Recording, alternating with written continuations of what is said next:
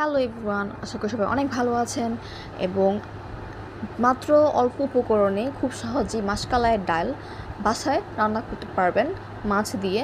খুবই মজা সুস্বাদু। তো ফার্স্টে হচ্ছে পাতিলে তেল দিয়ে পেঁয়াজ দিয়ে তো এটাকে ভালো করে নাড়াচাড়া করে নিব। তেলটা আপনাদের পরিমাণ মতো বা পেঁয়াজ দিতে পারেন। তো এটাকে একটু হালকা ভাজা ভাজা করে নিচ্ছি পেঁয়াজটাকে।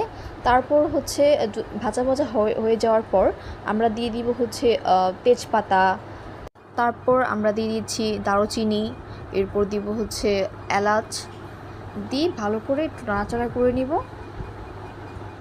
এটাকে ভালো করে রাখতে হবে। তারপর দিয়ে দিচ্ছি হচ্ছে রসুন বাটা।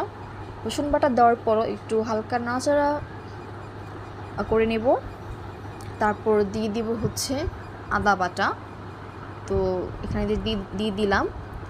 দেওয়ার পর এটাকে ভালো করে নাড়াচাড়া করতে হবে, করে এই পেঁয়াজ এবং ওই মশলার সাথে ভালো করে মিশিতে হবে এবং এটাকে একটু ভাজা ভাজা করতে হবে। তারপর এই সময় চুলার আঁচটা একটু মিডিয়ামে রাখবেন যাতে এটা পুড়ে না যায়। এরপর এটাকে ভাজতে ভাজতে যখন দেখবেন যেরকম একটি কালার এসেছে বা এরকম ভাজা ভাজা হয়ে গেছে, তখন দিয়ে দিবেন হচ্ছে লবণ, মরিচের গুঁড়ো, হলুদের গুঁড়ো, তারপর হচ্ছে ধনিয়ার গুঁড়ো। মশলাটা আপনারা আপনাদের প্রয়োজন অনুযায়ী আপনাদের পরিমাণ মতো দিতে পারেন। লবণ, মরিচ, হলুদ এগুলো আপনাদের স্বাদ মতো দিয়ে দিবেন। দিয়ে দেওয়ার পর হচ্ছে এটাকে ভালো করে কষাতে হবে। তো কষানোর জন্য আমি এখানে একটু সামান্য পরিমাণ পানি দিয়ে দিচ্ছি। দেওয়ার পর এটাকে ভালো করে কষাতে হবে। ভালো করে মশলাটাকে কষাতে হবে। তো কষানোর পর আমরা দিয়ে দিব হচ্ছে এখানে রুই মাছ রেখেছিলাম আগে থেকে ম্যারিনেট করে, হলুদ, লবণ, মরিচ দিয়ে এটাকে মাখিয়ে রেখেছিলাম। তো এটা এখন দিয়ে দেব। দেওয়ার পর হচ্ছে এটাকে ভালো করে নাড়াচাড়া করতে হবে যাতে এটার ভিতরে ভালো করে মশলাগুলো ঢুকে যায়। কষানোর পর কিন্তু একটি সুন্দর কালার এসেছে, দেখতেও অনেক সুন্দর লাগছে। মাছগুলো খুব ভালো করে কষাতে হবে এই মশলার সাথে। একটু পর পর মাছটাকে নাড়া দিতে হবে, এটাকে ভালো করে সিদ্ধ করতে হবে। তো সিদ্ধ করার পর আগে থেকে ভিজিয়ে রাখা মাশকালার ডালগুলো দিয়ে দিব। এই ডালটা আগে হচ্ছে ব্লেন্ড করে নিয়েছি, ব্লেন্ড করে এটাকে পানিতে ভিজিয়ে রেখেছিলাম। তো এটা এখন দিয়ে দিচ্ছি। দেওয়ার পর এটাকে ভালো করে নাড়াচাড়া করতে হবে। একটু পর পর এটাকে কষিয়ে তারপর পরিমাণ মতো পানি দিয়ে দেব।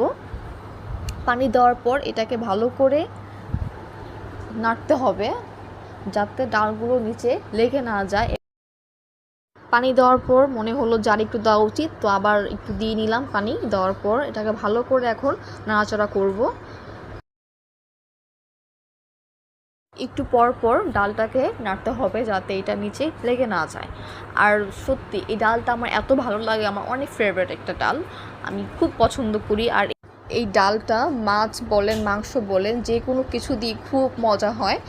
তো মাছ কাটার সাথে যদি গরু মাংস হয় তো কোনো কথাই নেই, খুব পছন্দ। কিন্তু মাছ দিয়েও রান্না করে, আমি আরেকদিন শেয়ার করব আপনাদের সাথে মাংস দিয়ে কীভাবে রান্না করে। মাছগুলো দিয়েছিলাম ডালে, তো সেগুলো এখন ডাল থেকে তুলে এখানে বেছে নেব। মাছের কাঁটাগুলো ভালো করে বেছে তারপর আবার দিয়ে দিব ডালে, দিয়ে তারপর এটাকে খুব ভালো করে নাড়ব। ভালো করে ডালটাকে নাড়াচাড়া করতে হবে। আর ডাল থেকে এত সুন্দর স্মেল আসতেছে, মানে কি বলবো আপনাদেরকে, খুবই আমার ইচ্ছে করছে আমি এখনই খেয়ে ফেলি, মানে এতটা সুন্দর স্মেল আসছে। তো এটাকে ভালো করে এখন নাড়তে হবে।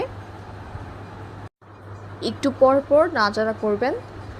নাড়াচাড়া করার পর হচ্ছে এখানে আমি কাঁচামরিচ দিয়ে দিয়েছি, এটা একটা সুন্দর ফ্লেভারের জন্য। আপনারা এটা আপনাদের স্বাদ মতো দিতে পারেন, একটা সুন্দর ফ্লেভার আসে যে কোনো কিছুতেই যদি আপনি কাঁচামরিচ ইউজ করেন। আপনার যে কোনো তরকারি হোক, ডাল, সুন্দর সবজি, কাঁচামরিচ সুন্দর একটা স্মেল আসে দিলে আমার খুব ভালো লাগে। তো এখানে দিয়ে দিলাম পরিমাণ মতো, দিয়ে একটু পর পর ডালটাকে নাড়াচাড়া করবো। এরকম ঘন হয়ে আসবে ডালটা, একটু ঘন হয়ে যাওয়ার পর তাও বারবার নাড়তে থাকবেন। তারপর দিয়ে দিবেন ধনিয়া পাতা। এটার স্মেল এত সুন্দর, আমার খুব ভালো লাগে। ধনিয়া পাতা ভর্তা, যে কোনো ভর্তা হোক, আমার ভর্তা তো দিলেও খুব ভালো লাগে, একটা সুন্দর স্মেল আসার, খেতে অনেক মজা লাগে।